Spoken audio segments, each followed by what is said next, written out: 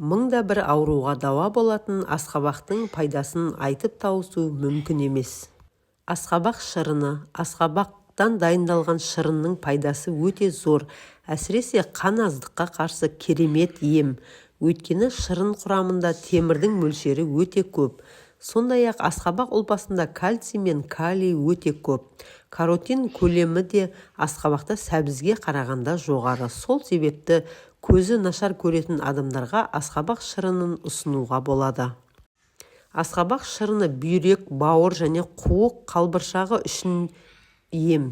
Бұл үшін асқабақты шикілей жеген дұрыс. Егер ол дәмсіз көрінсе, қайнатып алыңыз. Айта кету керек, асқабақ ұлпасында калий тұзы бар.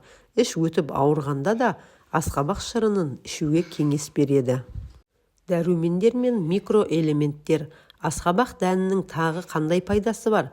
Асқабақ ұлпасында пайдалы дәрумендер мен микроэлементтердің көп мөлшері кездеседі. Мысалы, Е, В және ПП дәрумендерін кез келген жеміс-жидектерден таба аламыз. Ал К және Т дәрумендерін кездестіру қиындау. К дәрумендер тобы қанның қоюланып қалмауын реттейді. Әлем диетологтары артық салмақпен күресетін адамдарға асқабақ жеуді ұсынады. Арықтау үшін бұл жидек таптырмайтын құрал. Өйткені асқабақта зат алмасуды жылдамдататын әрі ас қорытуды жақсартатын Т дәрумені бар. Сондықтан асқабақты ет тағамдарына арналған ең үздік гарнир деуге толық негіз бар.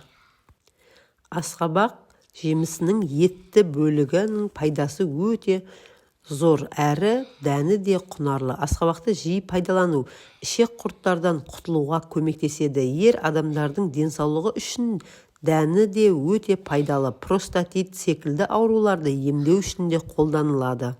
Балалар үшін, емізулі сәбилер үшін асқабақтан дәмді пюре дайындауға болады.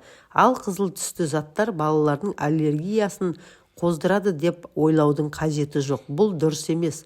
Бұл жидек ешқашан аллергия шығарған емес. Сондықтан емшектегі сәбилер үшін асқабақ пайдалы әрі дәмді тағам. Асқабақ құрамында жасуынық А, про дәрумені және пектинді заттар енеді. Асқабақтан пюре жасап қана қоймай, шырынын берсеңіз де болады. Асқабақ шырыны сәбіз немесе алма шырынымен керемет үйлесім табады. Балғын асқабақтан дайындалған ботқа емдік қасиеттерге бай. Сондықтан тері ауруларына емдеу үшін көп пайдаланылады. Жатар алдында балмен араласқан бір стакан асқабақ шырынын ішсеңіз, ұйқыңыз тыныш болады. Жүрек қан тамырлары ауруларымен ауыратын адамдар үшін асқабақ тағамдарынан артық пайдалы тағам жоқ. Сондықтан асқабақтың құрамындағы ең жоғары калий жүрек жұмысын жақсартуға, қан тамырларын нығайтуға, сонымен қатар ісінуден арылуға көмектеседі. Егер сізді бауыр проблемалар мазалайтын болса, онда шикі асқабақ целлюлозасын немесе тары, жарма немесе күріш қосылған асқабақ ботқасын жеу ұсынылады. Асқабақтан емдік маскалар жасауға да болады.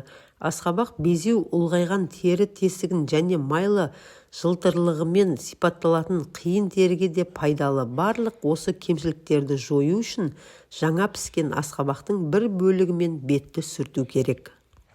Ғалымдар асқабақты күнделікті жеу шаш пен тырнақтың жағдайымен қатар ұйқыны да жақсартатынын айтты. Бұдан бөлек шаршағанды басып, есте сақтау қабілетін арттырады. Асқабақтың пайдасы мұнымен де бітпейді, ол онкологиялық сырқаттардың да алдын алады.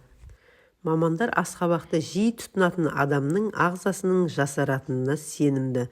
Сондықтан да ас мәзіріңізге асқабақты қосыңыз.